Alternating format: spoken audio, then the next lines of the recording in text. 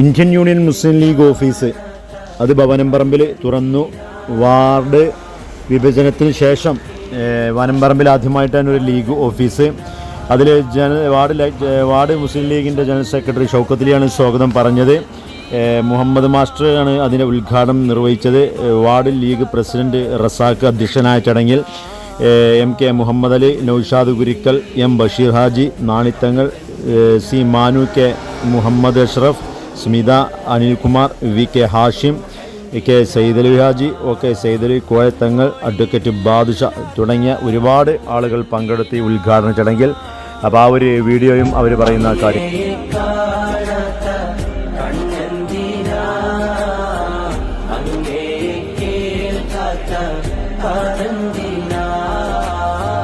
അങ്ങയെ ചൊല്ലാത്ത നാവെന്തിന, അങ്ങയെ വാഴ്ത്താത്ത ചുണ്ടെന്തിന, അങ്ങ് വിരിയാത്ത അൽബന്തിന.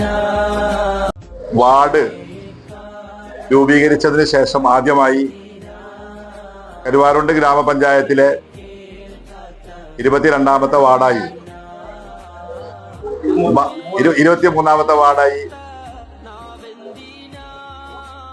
ഭവനംപറമ്പ് വാർഡ് നിലവിൽ വന്നതിന് ശേഷം മുസ്ലിം ലീഗിന്റെ കമ്മിറ്റികൾ രൂപീകരിച്ചു.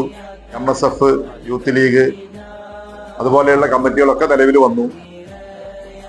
പ്രഥമ കമ്മിറ്റിയിൽ തന്നെ ഒരു ഓഫീസ് യാഥാർത്ഥ്യമാക്കുക എന്നുള്ള തീരുമാനമെടുത്തിരുന്നു.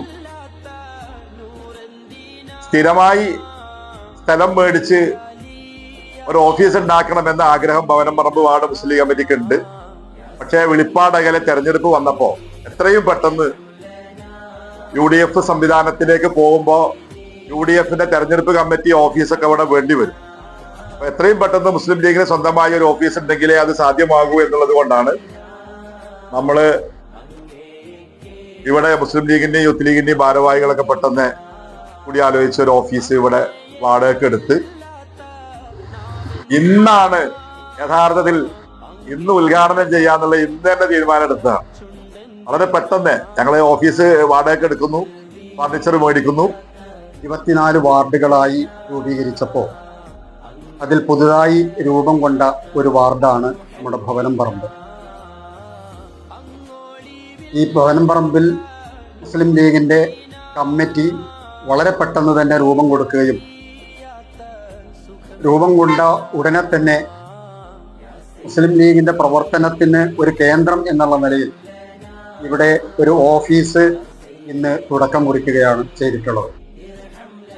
ഈ സന്ദർഭത്തിൽ ഈ പ്രദേശത്തൊക്കെ മുസ്ലിം ലീഗിന്റെ പ്രവർത്തനങ്ങളിൽ നമ്മുടെ പഞ്ചായത്തിലും നിയോജക മണ്ഡലത്തിലൊക്കെ മുസ്ലിം ലീഗിന് വേണ്ടി മരണം വരെയും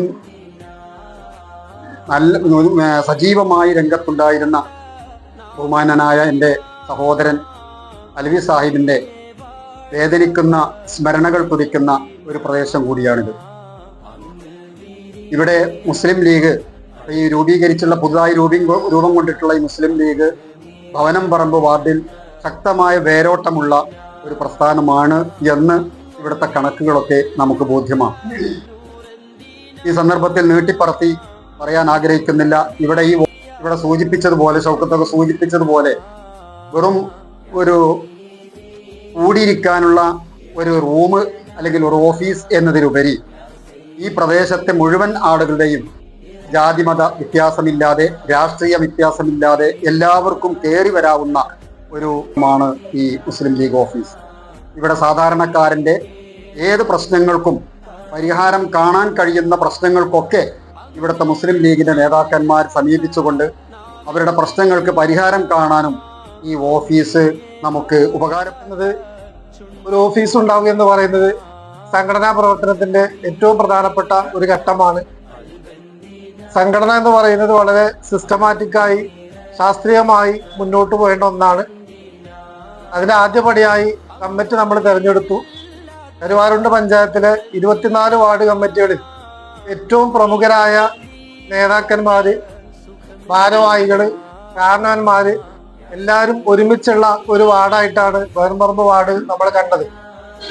അതിനുശേഷം 24 വാർഡുകളിൽ ഏറ്റവും ആദ്യത്തെ വാർഡ് ലീഗ് കമ്മിറ്റി ഓഫീസ് വന്നതും ഇവിടെയാണ്. അടുത്തതായി വരുന്ന തെരഞ്ഞെടുപ്പിൽ നമ്മുടെ പ്രവർത്തനം സജീവമാക്കാൻ ആവശ്യമായ പ്രവർത്തനങ്ങൾ ഏകോപിപ്പിക്കുവാൻ ഈ വാർഡ് കമ്മിറ്റിയുടെ ഓഫീസ് നമുക്ക് സഹായിക്കട്ടെ. അതുപോലെ തന്നെ ഇത് ഈ നാടിന്റെ ഒരു ആശാകേന്ദ്രമായി മാറട്ടെ. പാർട്ടി പ്രവർത്തകർക്ക് സജീവമായി പ്രവർത്തിക്കാനും